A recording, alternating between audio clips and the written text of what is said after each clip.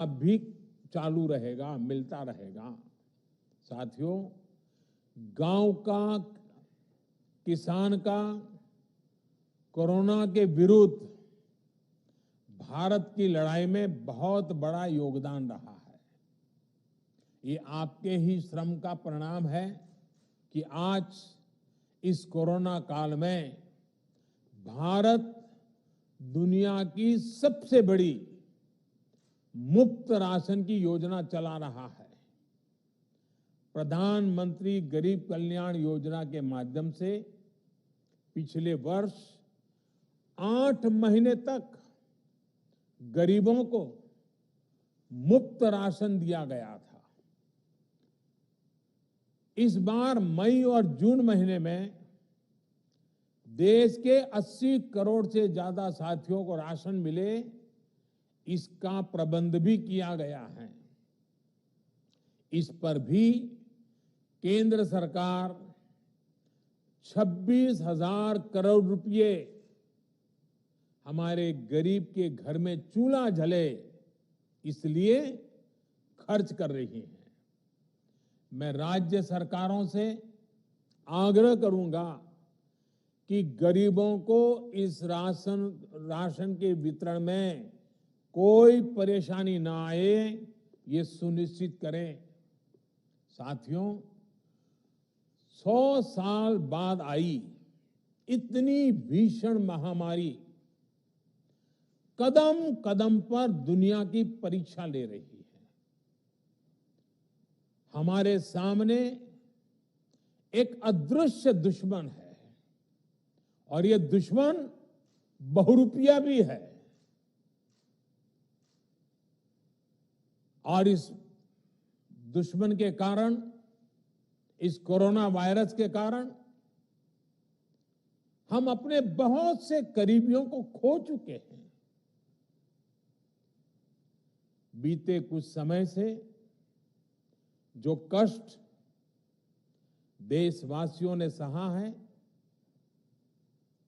अनेकों लोग जिस दर्द से गुजरे हैं,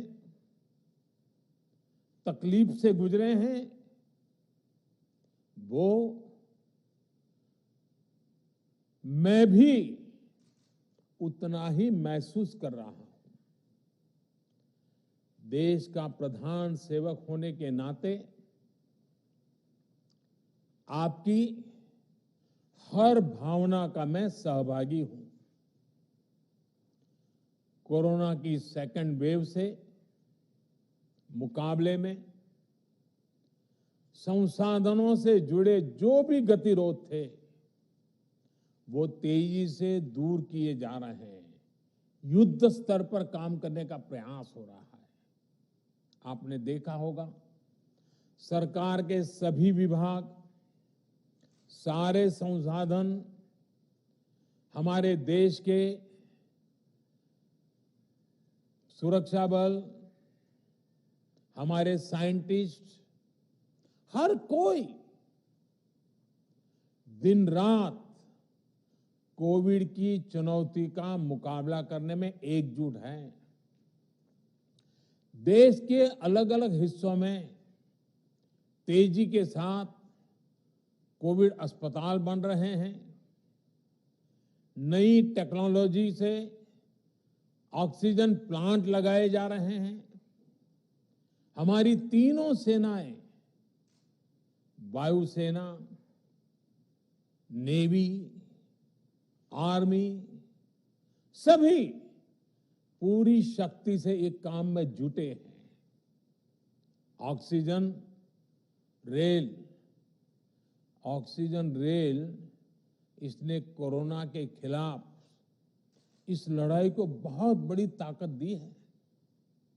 देश के दूर सुदूर हिस्सों में ये स्पेशल ट्रेन्स, ये ऑक्सीजन रेल ऑक्सीजन पहुंचाने में जुटी है।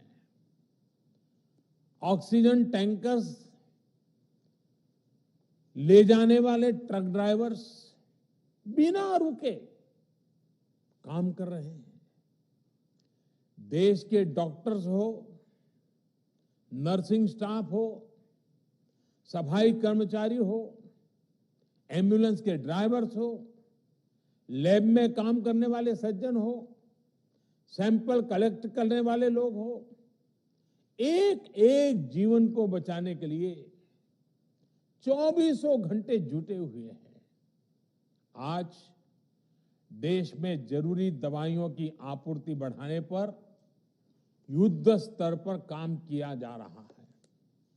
सरकार और देश के फार्मा सेक्टर ने पिछले कुछ दिनों में जरूरी दवाइयों का उत्पादन कई गुना बढ़ाया है।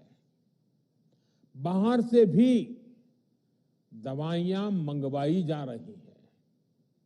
इस संकट के समय में दवाइयां और जरूरी वस्तुओं की जमाखोरी और कालाबाजारी में भी कुछ लोग अपने निहित स्वार्थ के कारण लगे हुए हैं। मैं राज्य सरकारों से आग्रह करूंगा कि ऐसे लोगों पर कठोर से कठोर कार्रवाई की जाए। ये मानवता के खिलाफ का कृत्य है। भारत हिम्मत हारने वाला देश नहीं है। न भारत हिम्मत हारेगा और न कोई भारतवासी हिम्मत हारेंगे। हम लड़ेंगे और जीतेंगे।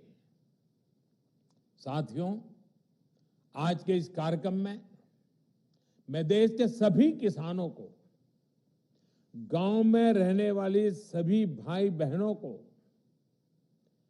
कोरोना से फिर सतर्क करना चाहता हूं।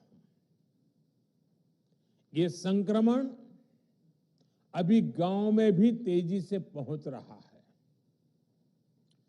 देश की हर सरकार इससे निपटने के लिए हर संभव प्रयास कर रही है। इसमें गांव के लोगों की जागरूकता, हमारी पंचायती राज से जुड़े जो भी व्यवस्थाएं हैं, उनका सहयोग, उनकी भागीदारी उतनी ही आवश्यक है। आपने देश को कभी निराश नहीं किया है। इस बार भी आपसे यही उम्मीद है। कोरोना से बचाव के लिए आपको खुद पर, अपने परिवार पर, सामाजिक स्तर पर जो भी जरूरी कदम है, आवश्यकताएं हैं, उसे हमें उठाने ही है।